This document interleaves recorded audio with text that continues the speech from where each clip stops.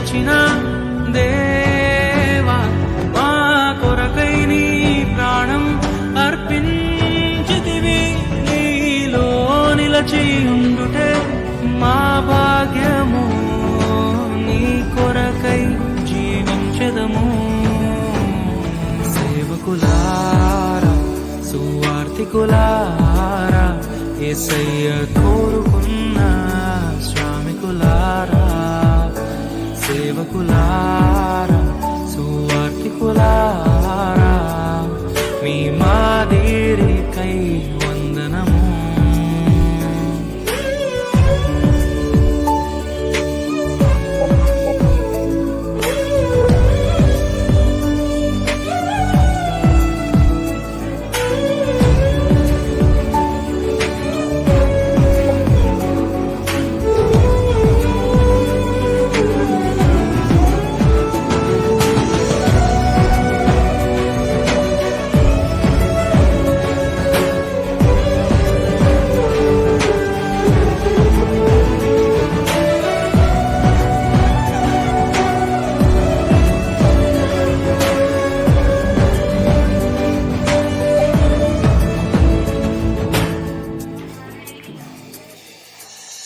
దైవాజ్ఞను నెరవేర్చుటకు మా కోసం బలియాడు.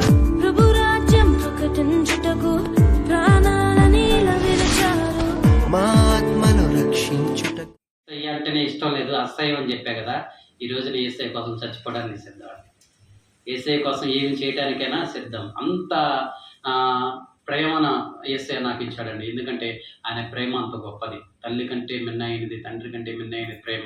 నా స్థితిగతులన్నింటినీ యేసయ్య మార్చేశాడు.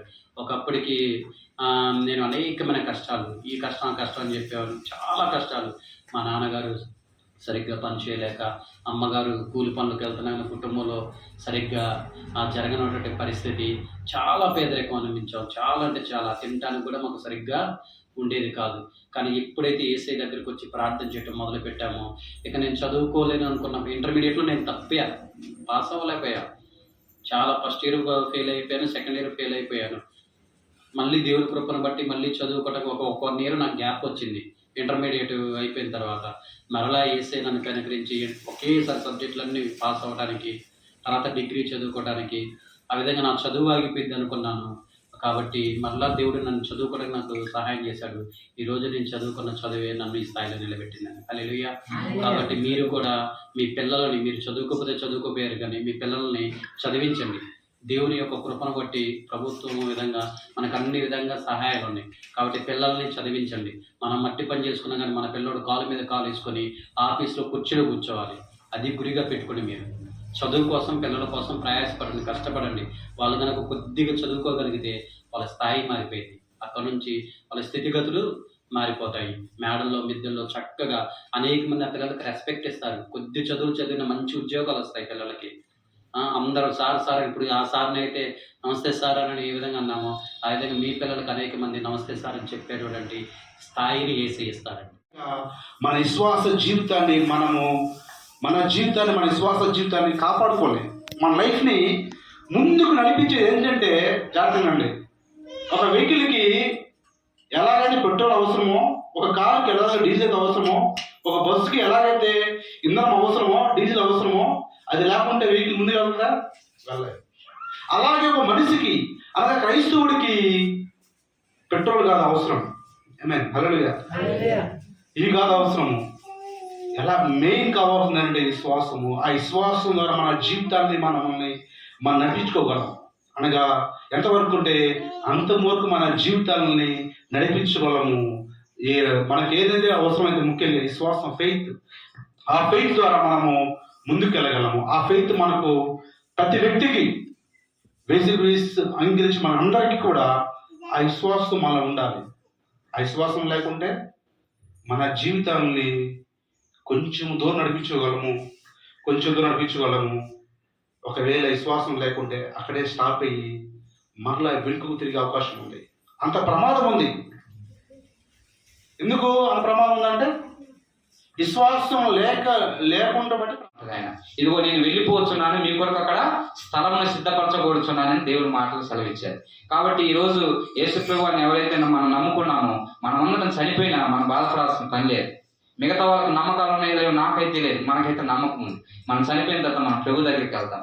మనం ఈ దేహము పోయింది కానీ మన ఆత్మ దేవునితో పాటు నిత్యం ఉంటుంది. అక్కడ దేవుడు మన కోసం మంచి స్థలాలు సిద్ధపరిచాడు. దాని కొరకు మనం ఎదురు చూడాలి. యేసు ప్రభు అదే చెప్పింది, నా యందు విశ్వాసం ఉంచిన వాడు నశించడు, నా యందు విశ్వాసం ఉంచిన వాడు జీవం కలిగి జీవిస్తాడని చెప్పారు. కాబట్టి మనకిచ్చిన గొప్ప భాగ్యం మన ప్రభువైన యేసుక్రీస్తు వారు ఆ నిత్య రాజ్యం, దాన్ని మనం చేరుకోవాలి. కాబట్టి కొద్ది కాలం వచ్చినటువంటి ఈ యాత్రలో ప్రయాణం చేస్తున్నప్పుడు కొన్ని సమస్యలు వస్తాయి, ఇబ్బందులు వస్తాయి, కష్టాలు వస్తాయి, బాధలు వస్తాయి. వాటిని బట్టి మనం పక్కకి వెళ్ళిపోకూడదు. మనము యేసు వైపు లక్ష్యం ఉంచాం, యేసు ప్రభు వారు చూస్తున్నాం. కాబట్టి ఈ పందెంలో ఓపికగా పరిగెడదాం, దేవుని వైపు చూసి పరిగెడదాం. ఆయన మన సహాయం చేస్తాడు. కష్టం ఉందా, బాధ ఉందా, నష్టం ఉందా, ప్రభు ప్రార్థన చేయి, ఖచ్చితంగా మీ సమస్యలు తీరుస్తాడు. ఈ మాట నేనేదో ఉత్తగా చెప్పట్లేదు, నేను అనుభవపూర్వకంగా చెప్తున్నా. నా జీవితం నేను చూశాను, అలాంటి ఎన్నో కార్యాలు ప్రభు చేశారు నా జీవితం. మేము కూడా చాలా పేదవాళ్ళం, తినటానికి కూడా సరిగ్గా తిండి లేనటువంటి వారు, కట్టుకోవడానికి కూడా బట్టలు లేనటువంటి వారు. మాకు ఏ రోజు చదువుకోమని మా అమ్మ చెప్పింది కదా నాకు. ఈ రోజున మా ఇంటికి రండి నేను చెప్పిస్తా. మా అమ్మ ఒక్క రోజు కూడా వెళ్ళి బడికి వెళ్ళిరా అని చెప్పలేదు. మీరేం చెప్తున్నారు మీ పిల్లలకు, నాకు చెప్పలేదే. కానీ దేవుడు నన్ను విడిచిపెట్టలేదు. దేవుడు జ్ఞానం ఇచ్చాడు.